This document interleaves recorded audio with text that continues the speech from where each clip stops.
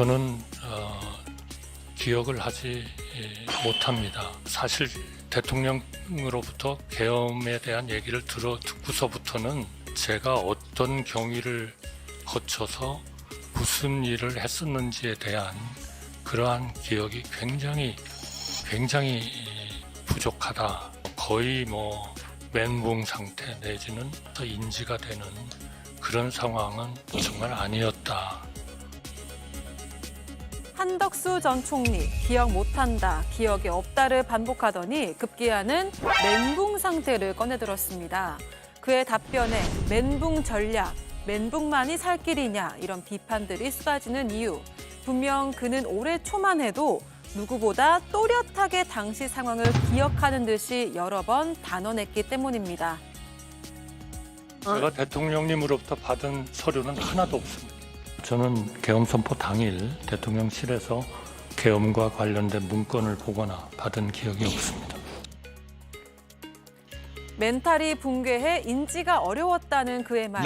며칠 전 한 전 총리 내란 재판에 출석한 윤 전 대통령의 증언과는 정반대인데요. 그때는 이렇게 정신없고 이런 상황이 아니었고. 그러니까 네, 급박. 그때 특별히 저도 할 일이 없었거든요. 그 당시 상황에서는. 곧 계엄 사태 1년이 다가오는데 계엄 선포 후 할 일이 없었다는 당시 대통령과 멘붕 상태였다는 당시 총리. 이런 장면을 지켜보며 진짜 멘붕을 겪는 건 국민의 몫인 듯합니다. 예, 멘붕. 표준어는 아닙니다만 멘탈이 붕괴됐다. 즉 제정신이 아니었다라는 뜻으로 많이 통용되는 온라인 등에서의 쓰이는 용어이긴 합니다. 전직 총리가 직접 멘붕이란 말을 법정에 썼기 때문에 그냥 이거 그대로 저희도 사용을 일단 해서 논평을 좀 들어보겠습니다. 김영남 위원님. 네. 문건 받은 적 없다 이렇게 일관하다가 어제는 멘붕이었다라고 했어요. 이거는 글쎄요, 최후의 수단을 꺼낸 거라고 봐야 될까요? 그러니까 조금 뭐랄까요? 궁색한 변명이라고 저는 생각을 합니다. 그러니까 물건을 받은 적이 없다, 본 적도 없다. 근데 사실은 정말 저 주장처럼 혼이 빠져 있는 상태였다고 하면 비상계엄 선포 직후에 국회 답변에서 기억이 없다라고 답변을 했으면 모르겠는데 그때는 없다고 했거든요. 문건 본 적도 없고 받은 적도 없다라고 하다가 이제 와서는 그때 뭐랄까요? 이제 너무 혼이 나간 상태, 이른바 멘붕이라는 단어를 썼습니다만 그래서 제대로 기억을 못한다는 취지로 주장을 합니다만 그건 변명에 불과한 것 같고요. 정말로 비상계엄 선포 얘기를 듣고 그렇게 충격에 빠졌던 사람이라면 그 이후에 작년 12월 14일 이후에 대통령 권한대행으로 하면서 그렇게 처신은 안 했을 것 같아요. 예를 들어서 그때 결혼이 생기는 헌법재판소의 재판관 임명을 거부한다든지 그런 식으로 사실상 비상계엄을 선포했다가 직무정지에 들어간 윤석열 당시 대통령을 옹호하기 위해서 이런저런 일들을 하는 사람이 그렇게 이른바 멘붕 상태에 빠졌던 사람하고 동일인이라고는 생각이 안 되거든요. 그러니까 이미 내라는 실패를 한 것이고 본인이 거기에 처음에는 방조범으로 기소가 됐다가 주요 임무 종사자로 공소장이 바뀌었습니다만 이제 중형 선고가 점점 현실화되는 과정에서 조금이라도 형을 가볍게 받기 위한 변명, 또 그동안 국회나 헌법재판소 이런 데서의 위증 혐의도 많기 때문에 그런 것을 벗어나기 위해서 가장 간편한 대답으로서 기억이 없다라고 지금 일관적으로 이야기하고 있는 거 아닌가 싶습니다. 그러니까 이게 이거저거 맞춰보다가 뭔가 안 맞으니까 모르겠다, 그때 정신이 나갔었어요 라고 하는 거 아닌가, 이런 해석도 가능한 것 같고. 그런데 백다잉커가 앞서 브리핑에서 여러분께 보여드린 것처럼 지난 1월에 국회, 2월에 탄핵 심판, 그 영상은 다 남아있거든요. 그때는 또렷하게 말했다가 지금 9개월, 10개월 지나서 당시 멘붕이었다. 이재용 의원님. 그러니까 그 당시 했던 증언들과 지금 말씀하시는 부분이 소위 앞뒤가 매칭이 안 되다 보니 결국에는 지금 하고 있는 저 멘붕 멘트 자체도 예. 의심을 사거나 신뢰를 못 받고 있는 거 아닐까요? 그래서 그 부분에 대해서는 이게 법리적으로 얼마만큼 도움이 되는지는 전 잘 모르겠습니다만은 저 멘트를 보는 국민들 입장에서는 매우 답답한 상황인 거는 맞는 것 같습니다. 예. 근데 다만 이제 그 12월 3일로 돌아가서 내가 한덕수 전 총리였으면 어땠을까? 그 상황에 놓고 보면은 당시 한 2년을 같이 했지 않습니까? 대통령과. 예. 근데 저희야 뭐 가깝게 뭐 매일같이 보는 사이는 아니었지만 대략적으로 대통령이 어떤 성격의 소유자였다는 건 다 알고 있었을 테고 본인은 그걸 굉장히 느끼고 있었을 텐데 예. 평생 공직자로서 대통령 같은 이제 높은 사람들을 모시는 데에만 이게 굉장히 특화된 그 사람들 입장에서는 대통령이 저런 말도 안 되는 계엄 선포를 했을 때 멍은 때릴 수 있었겠다라는 생각은 들어요. 뭐 하도 황당한 주장이긴 하니까. 근데 거기에 대해서 대들거나 막거나 이런 트레이닝이 전혀 안 돼 있는 사람으로 저는 보거든요. 예. 그래서 그 상황에 굉장히 자기가 할 수 있는 일은 아무것도 없었다라고 얘기하는 것이 국민적으로는 분노를 살 수 있는 부분이고 그때 적극적으로 막았어야지 하는 데에서는 그거는 회피할 수 없는 책임감 없는 당시의 모습이지만 저 사람만 보고 보면은 예. 한덕수 총리라는 사람만 두고 보면은 그 당시에 그랬을 수도 있겠구나. 저 사람의 행적을 보면 저분의 행적을 보면 그런 생각이 좀 드네요. 예. 이 재판 중계 덕분에 물론 녹화 중계이긴 합니다만 여러분께 이렇게 생생하게 장면을 보여드리고 또 이걸 온 국민이 이렇게 역사적으로 잘 기록하는 것도 하나의 계엄 사태를 반추하는 그런 중요한 과정이라고 생각되는데 한덕수 전 총리 입에서 나온 이 멘붕이라는 단어도 아마 그런 여러 장면 중에 기억될 장면으로 하나로 또 남지 않을까 이런 생각도 하게 됩니다. 그리고요. 대통령실 당시 CCTV 영상을 보고도 한 전 총리가 국무회의 상황에 대해서 기억 안 난다 이렇게 주장을 했는데 이어서 한번 들어보시겠습니다. 이런 이상민 장관과 대화를 했다는 것을 이번에 CCTV를 보고 알았습니다. 대화를 한 기억이 전혀 없었습니다.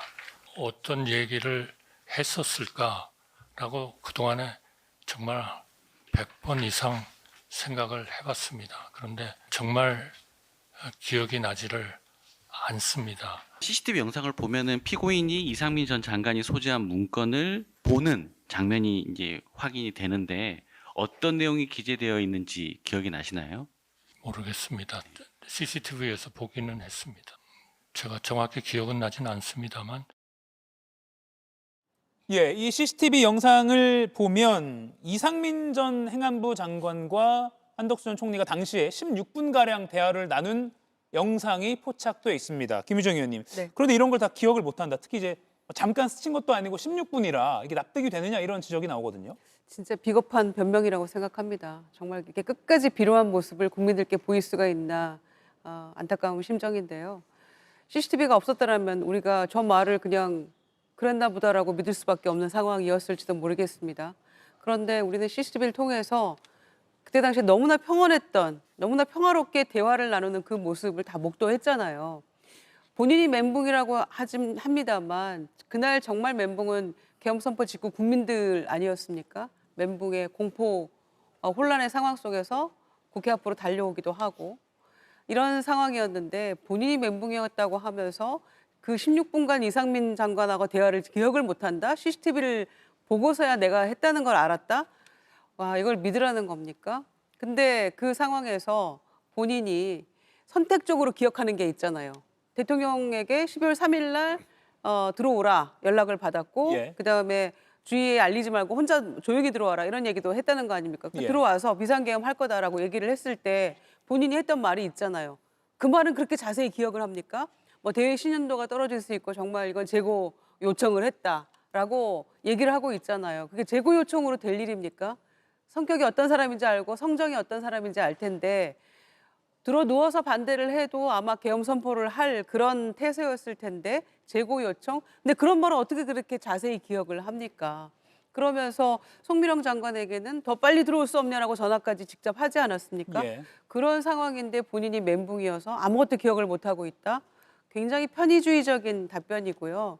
여전히 비겁한 변명만 늘어놓고 있다라고 생각을 합니다. 예. 정광주 의원님, 어제가 이제 한덕수 전 총리의 결심 전 마지막 공판이어서 그래서 피고인 신문 절차였거든요. 그러니까 어떻게 보면 종합해서 자신의 주장을 하는 건데 기억이 안 난다, 멘붕 이런 전략으로 일관했습니다. 법원에서 이렇게 재판을 진행할 때 판사가 물어보는 것이 사실대로 말하라 이게 아니라 기억나는 대로 말하라 이렇게 얘기한다고 하더라고요. 예. 지금 한덕수 전 총리 같은 경우에는 도덕적, 정치적, 윤리적 책임을 통감한다 이렇게 얘기를 했지만 결과적으로는 도덕적, 정치적, 윤리적 책임보다 법적 책임이 본인에게는 더 무겁게 느껴질 수밖에 없을 겁니다. 그러니까 이 법적 책임에서 어떻게든 감경이 될 수 있을 만한 사유들을 만들고 있는 거 아닌가 생각이 들어요. 사람의 그 기억은 시간이 지날수록 소실되죠. 그리고 왜곡되기도 하는데 본인에게 유리한 기억은 유리한 대로 왜곡되고 불리한 기억은 불리한 기억대로 왜곡되고 있기 때문에 한덕수 전 총리가 멘붕이라고 얘기하고 본인에게 불리한 이야기는 하지 않는 것은 결국에는 법적 책임과 관련해서 본인의 어떤 그 책임을 경감받기 위한 그런 전략 아닌가 싶습니다. 다만 나중에 모르겠어요. 이 재판이 끝난 이후라도 어떤 역사적 기록을 남긴다는 차원에서는 한덕수 전 총리가 지금 소실된 기억을 찾아주기를 바라봅니다. 예. 김영남 의원님, 짧게 이것만 좀 더 질문 드릴게요. 어제 한 전 총리가 제가 헌재에서 위증했습니다라고 위증을 언급했습니다. 아까 잠깐 말씀하셨지만 그러면 위증에 대한 벌은 받고 이 더 큰 자신의 형사 재판에서는 부인을 하겠다 또는 모르쇠를 하겠다 뭐 이런 전략인 건가요? 위증이 그거만 놓고 볼 때는 물론 그 중대한 범죄입니다만 내란의 주요 임무 종사자 혐의와 비교하면 정말 세 발의 피죠. 그러니까, 상대적으로는. 그러니까 위증을 했다라고 인정을 하더라도 더 큰 죄의 형사적 책임을 좀 작게 받기 위해서라는 그런 목적이라면 뭔 얘기는 못 하겠어요. 근데 한덕수 총리의 저런 자세가 정말 진정성이 1도 느껴지지 않는 것이 저 양반 비상계엄 이후에 올 봄에 대통령 선거 출마했었잖아요. 예. 그것도 뭐 새벽에 후보 이렇게 교체하는 방식으로 해갖고 출마를 거의 본선 출마가 될 뻔했잖아요. 예. 만에 하나 그때 대통령 후보로 본선을 치러서 만에 하나 거기 그 선거에서 당선이 됐더라면 지금 보여지고 있는 비상계엄에 대해서 저런 자세 취했을까요? 전혀 정반대의 자세를 취했을 것 같아요. 그러니까 저렇게 그때 멘붕이라 기억이 전혀 없다, 비상계엄이 너무 충격으로 와닿았다라는 거에 그 진정성이 전혀 느껴지지 않습니다. 예. 그 이후에 벌어진 일련의 사건들을 놓고 볼 때요. 예. 그 뒤에 대선 국면까지 확장해서 살펴볼 보면 더 이렇게 해석이 가능하다라는 의견까지 주셨습니다. 어제 이진관 부장판사 재판장이죠. 질문들도 어제 화제가 됐습니다. 왜 가만히 있었느냐라고 한덕수 전 총리에게 날카롭게 따져 묻기도 했습니다. 피고인이 비상계엄을 막을 생각이 있었다면 지금 최상목이랑 조태열이 저렇게 윤석열한테 제고해달라 이렇게 말을 할 때는 피고인도 반대하기 아주 좋은 환경 아닙니까? 제고해달라고 같이 호응할 수 있는 아주 좋은 시기인데요. 네, 그래서 아마 저한테도 아니, 그러니까 왜 가만히 계셨습니까? 저는 계속 만류하는 그런 입장을 계속 대통령께 전달을 하고 있었거든요. 그렇기 때문에 최상목 부총리나 조태열 장관이나 이런 좀 연륜이 있는 이런 장관들이 좀 대통령께 말씀을 해주시는 것이 좋지 않겠나 그런 생각을 좀 했었던 것 같습니다. 근데 지금 생각해 보면 저도 더 좀 열심히 거기에 그 합류를 해가지고 그런 행동을 했으면은 훨씬 더 좋았겠다 하는 그런 아쉬움을 굉장히 가지고 있습니다. 이재용 의원님 아쉬움을 표했습니다. 어떻게 보셨어요? 저 정도의 톤 앤 매너로는 막을 수가 없었겠죠. 솔직히 말해서 그런 부분이 지금 우리가 실망하고 있는 거 아닌가요? 예.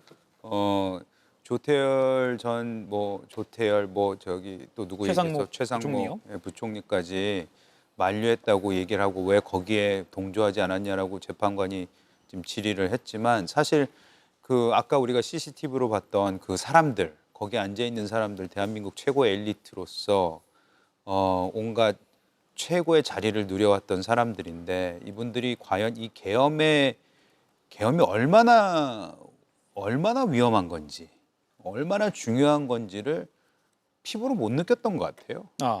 이분들이 대충 그냥 대통령한테 하시면 안 됩니다. 점잖게 낮은 톤으로 저렇게 얘기했을 때 그게 과연 먹혔을까라는 생각은 당연히 안 들고요. 적극적으로 나섰어야 되는데 지금에 와서 후회한들 무슨 소용이 있겠습니까만은 어찌됐든 간에 저런 태도로 만약 대통령을 막았다면 당연히 못 막았겠죠. 아까 예. 우리 김 의원님도 말씀하시잖아요. 들어놓어도 할 사람이었는데 저런 식으로 점잖게 얘기했으면 될 것도 안 됐겠죠. 예. 그다음 한 전 총리 발언 좀 들어볼게요. 한 전 총리가 계엄은 있을 수 없는 일이라고 말을 하니까 재판장이요. 그걸 윤석열한테도 말하지 그랬냐 이렇게 되묻기도 했습니다. 비상계엄이라는 거는 있을 수가 없는 일이다. 국민들의 비상계엄에 대한 여러 가지 트라우마 또 인권 문제 이런 것들로 봐서 절대로 있어서는 안 된다고 생각합니다. 왜 그걸 윤석열한테 말씀하시 그랬습니까? 비상계엄을 하기 전에. 저희가 지금 그런 여러 가지 장관들이 그런 얘기를 하여튼 나름대로 열심히 저는 했다고 생각합니다. 물론 성공하지는 못했습니다만. 예, 김유정 의원님, 저 장면 어떻게 보셨습니까?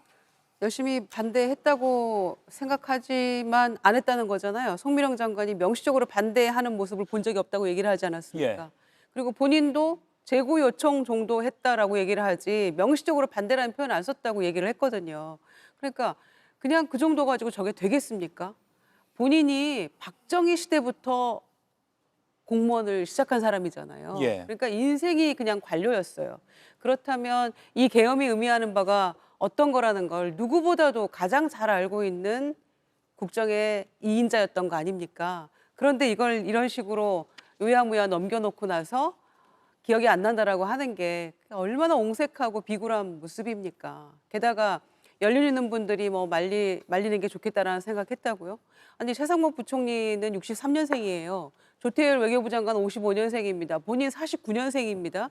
총리를 2번씩이나 한 사람이에요. 그러면 그 상황에서 의미가 뭔지를 너무나 잘 알고 있는 사람 아닙니까? 그리고 그런 상황 속에서 처음에 그 총리를 2번째 했을 때 많은 예. 국민들이 야, 너무 과요가 아니냐. 무슨 총리를 2번이나 하냐. 이런 얘기도 나왔었어요. 그런데 또 한편 이해하는 부분이 대통령이 정치 초짜니까 오랜 관료, 공직 생활을 했던 총리가 보완제 역할을 해주는 것도 방법이겠다라고 초반에 이해를 했단 말이에요. 집권 초기에. 예. 그런데 이 불법 계엄을 그렇게 불구경하듯이 쳐다보고 이상민 장관하고 웃는 거 보셨잖아요. 히히덕거리고 그렇게 넘겨놓고 이제 와서 기억이 안 난다? 정말 저는 어떤 의미에서 내란 수기보다 더 나쁜 사람 같아요. 이 사람이. 예. 정광재 의원 어떻게 보셨어요?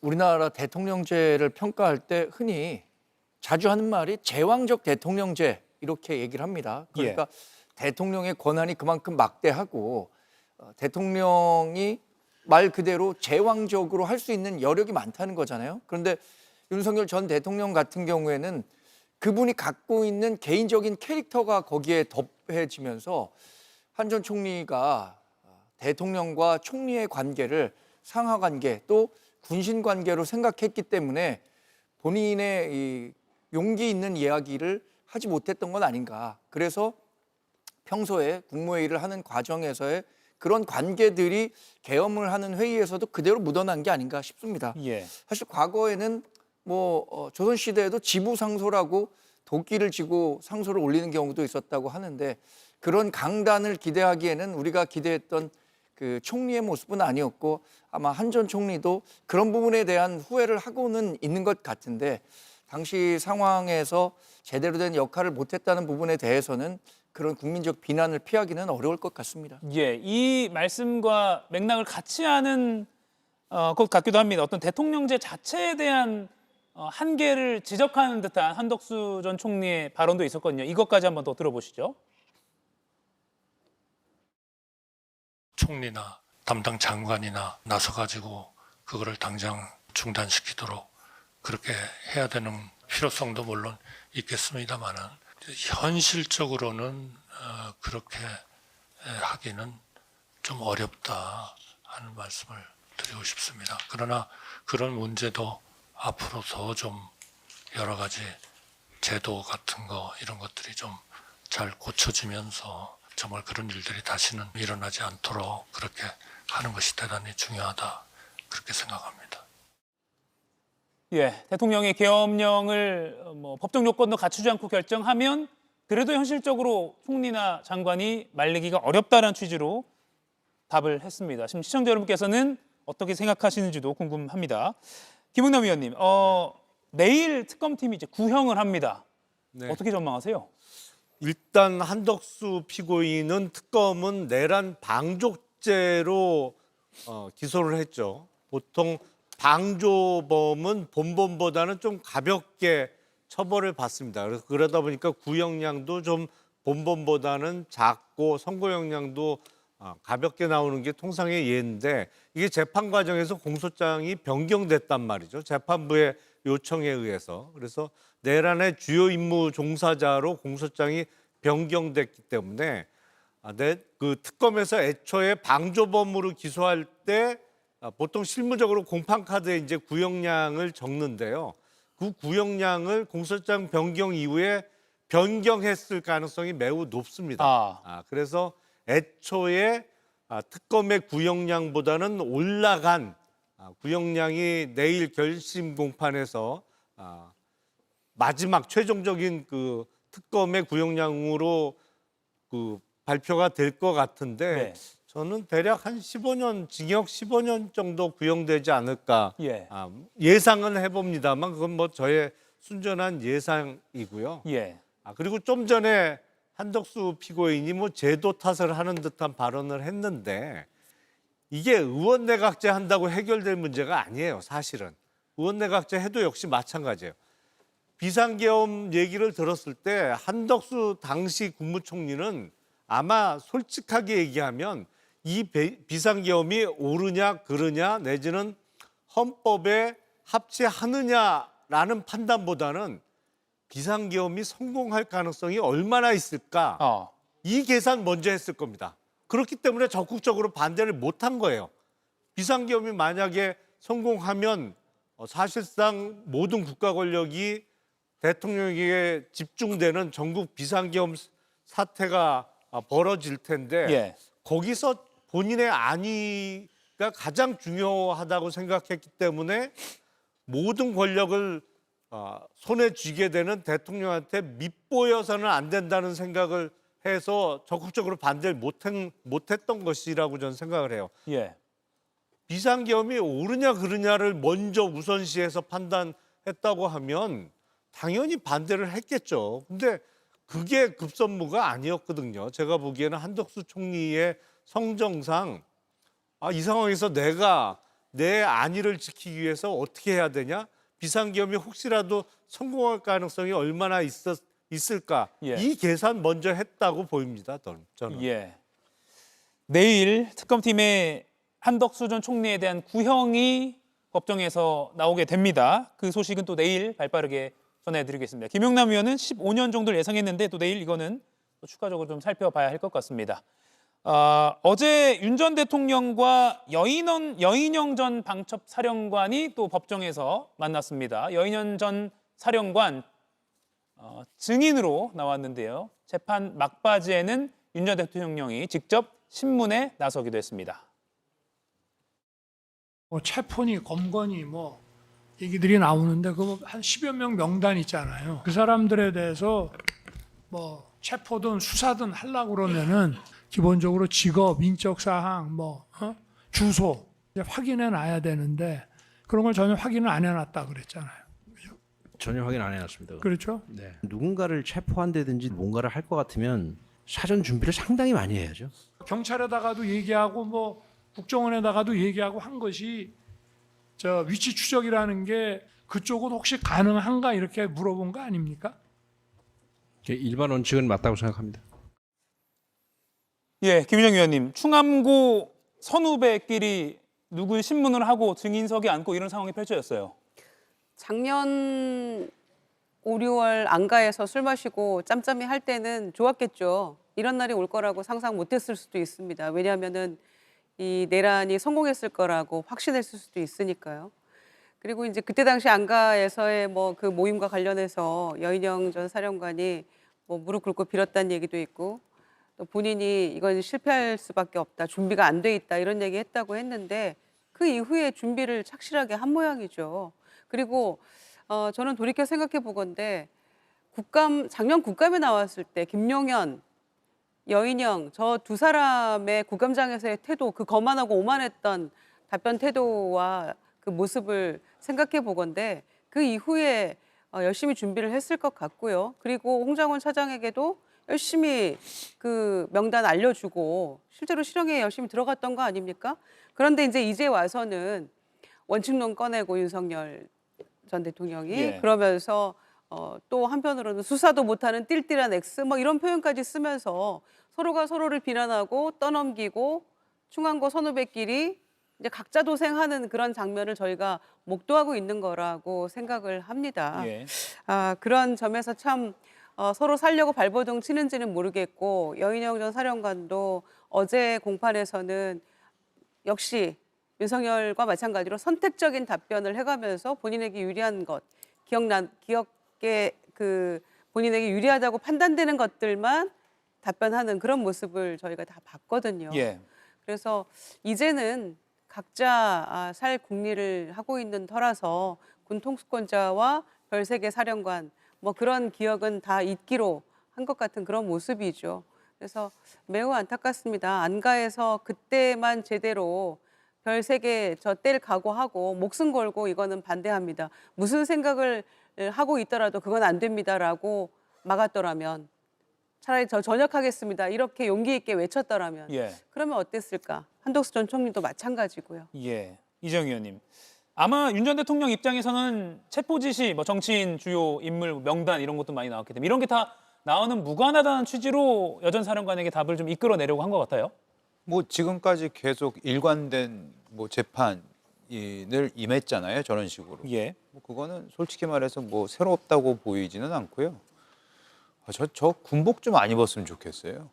저 군복하고 별세개가 너무 아까워 보여가지고 저런 거 좀 안 입혔으면 어떠나라는 생각이 들고 저 사람들 저런 태도와 저런 책임감, 무책임감이죠. 저런 상태로 만약 전쟁 나면 우리 진짜 다 죽겠구나라는 생각이 들어가지고 참 저 보기가 매우 불편하네요.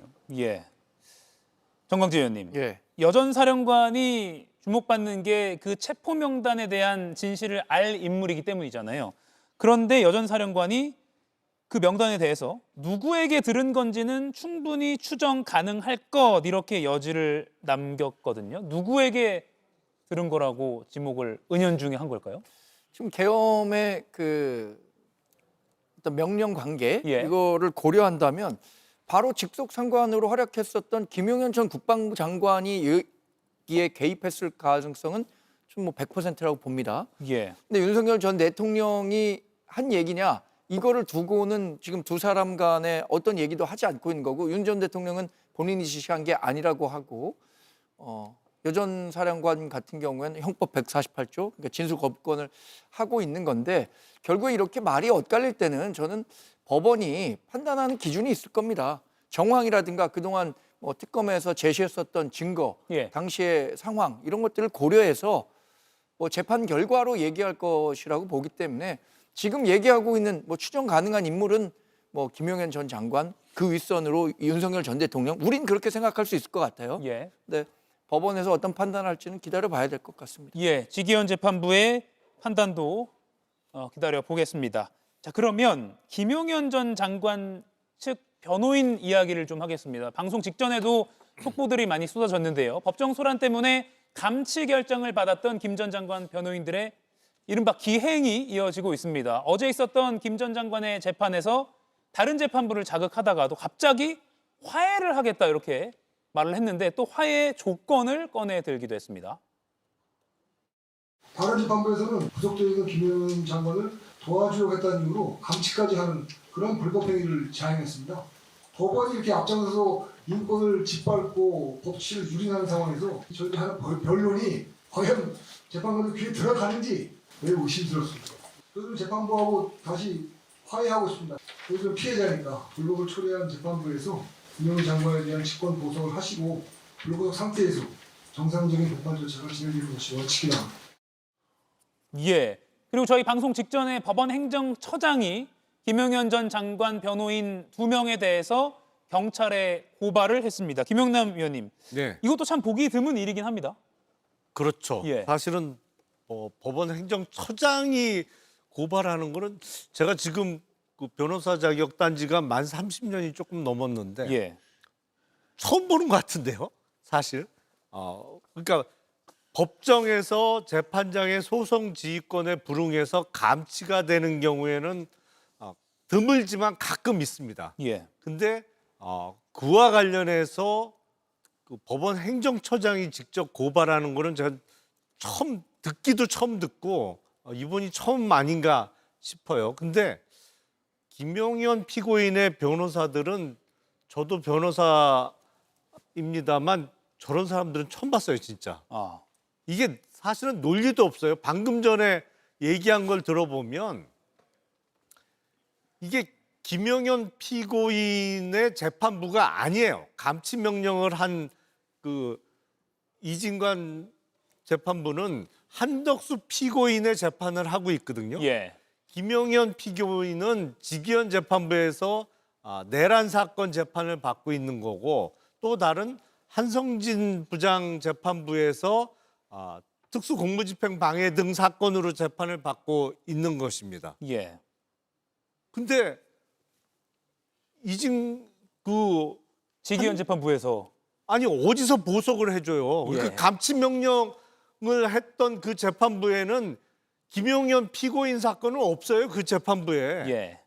근데 어디서 보석을 해줘야 된다는 거예요? 그러니까 본인들이 피해자라는 주장도 정말 말도 안 되는 억지입니다만, 이 논리적으로나 법리적으로 뭐 도대체 말이 안 되는 주장들을 그냥 막 쏟아내고 있는데, 예. 변협에서 징계도 이루어져야겠습니다만 예. 저 정도 상태라면 변호사 자격과 관련해서도 심각한 의문이 제기될 수밖에 없다고 생각이 됩니다. 예. 서울중앙지방법원이 조금 전에 법원 행정처장 명의로 경찰 고발한 것뿐만 아니라 변협에 서울중앙지방법원이 김용현 변호인 2사람에 대해서 징계 사유를 통보했다라고 합니다. 그럼 변협 차원에서 소속 회원들에 대한 징계는 또 이루어질 수 있겠네요. 정광재 의원님, 예. 화해를 한대요. 근데 화해라는 게 성립이 되나 싶기도 한데요. 근데 지금 저 변호인분들이 하시는 이야기가 예. 상식적으로 좀 맞지 않죠. 행동들도 상식에 맞지 않는 거죠. 누가 본인이 재판을 이제 그러니까 의뢰인의 이익을 최우선으로 하는 게 변호사들의 몫인데, 예. 지금 그 재판을 담당하고 있는 그 재판장들과 대립각을 세우는 게 이게 상식에 맞는 행동인가요? 저는 나와서 뭐 예를 들어서 감치 명령이 집행되지 않고 유튜브에 나와서 본인이 이기고 돌아왔다 이렇게 얘기하는 것서부터 국민 상식과는 거리가 먼 발언이었다고 보기 때문에 예. 지금 하는 이야기들이 과연 뭐 우리가 얼마나 많은 의미를 두고 이렇게 논평해야 하는가라는 가치를 별로 느끼지 못합니다. 예. 아니 이 변호인들이 정말 저는 시체말로 제정신이 아니라고 생각하는 게, 감치에서 이제 석방이 돼서 유튜브 나와가지고 이진관 재판 판사를 향해서 엄청난 인신공격과 그 욕설을 해댔잖아요. 예. 그러면서 동시에 말씀하신 대로 이기고 돌아왔다 이렇게 얘기를 했어요. 그다음에 감치 재판부를 향해서도 해보자는 거냐라고 능멸했던 것을 이진관 판사의 입을 통해서 우리가 또 들었습니다. 뭐 서울중앙지법에서 지금 징계 요청을 했잖아요, 예. 변협에. 그러니까 또 지방법원장을 향해서, 중앙지법원장을 향해서 또 요구를 합니다. 이제 법원 행정처에서 지금 이제 고발했잖아요. 예. 명예훼손하고 뭐 법정 모욕으로. 이제 어떻게 나올지 지켜봐야 되는 겁니다. 그런데 그 난동을 피운 거는 한독수 재판부에서 난동을 피운 거잖아요. 증인으로 나와달라고 했을 때 네. 그때죠. 김영현 전 장관이 증인으로 나갔을 때 방청권 없이 들어가서 난동을 피운 거 아닙니까? 예. 그렇게 해놓고 화해와 김영현 전 장관에 대한 보석 요청은 주기현 재판부에서 합니다. 또 도대체 이 사람들이 변호인이 맞는 것인지 김영현 전 장관은 지금 이 변호인 교체부터 해야 되는 게 아닌가. 예. 완전 자기 정치하고 소위 자기 장사하고 있는 그런 모습인데 이게 재판이 제대로 될 리가 있겠습니까? 예. 살다 이런 광경을 처음 본다는 그 법조인들이 많고요. 감치를 말로만 글자로만 봤지 실제로 이렇게 되는 경우는 감치 전에 다들 수긍하고 반성하고 조용해지지 예. 실제로 실행이 되는 모습은 지금 판사 20년 넘게 있어도 처음이다. 이런 분들도 나타나고 있는 거예요. 너무 황당한 거죠, 저희는. 이정 의원님. 뭐 코미디 같은 거 장면이라고 저는 생각해요. 예. 웃음이 계속 나와서. 왜냐하면 변호인이라면은 자신이 변호하고 있는 사람이 어떻게 해서든지 형을 덜 받게 해야 되는 게 이제 목적일 거 아니에요. 근데 저 행동들은 보면은 형을 더 받게 생겼으니 글쎄요. 뭐 김영현 장관 같은 경우에는 워낙 지금 뭐 핵심 인물로 되어 있어서 뭐 아무리 해봤자 무기징역밖에 없으니까 그냥 코미디로 나가기로 한 건지 그냥 모든 걸 그냥 흐트러버리기로 한 건지 아니면 이것을 본인의 무슨 글쎄요 정치적 발판으로 삼으려고 하는 건지는 모르겠습니다만은 앞뒤가 맞지 않는 이해가 안 되는 부분이긴 합니다. 예, 감치를 재집행하겠다. 그리고 추가적으로 감치 재판에서 벌인 모욕 행위에 대해서도 감치 재판을 또 하겠다라고 재판부가 말을 했기 때문에 이 부분도 한번 살펴봐야 될 것 같습니다. 이가혁 라이브를 시청해 주셔서 고맙습니다. 이가혁 라이브는 평일 오후 5시 TV와 유튜브로 실시간으로도 함께 하실 수 있습니다.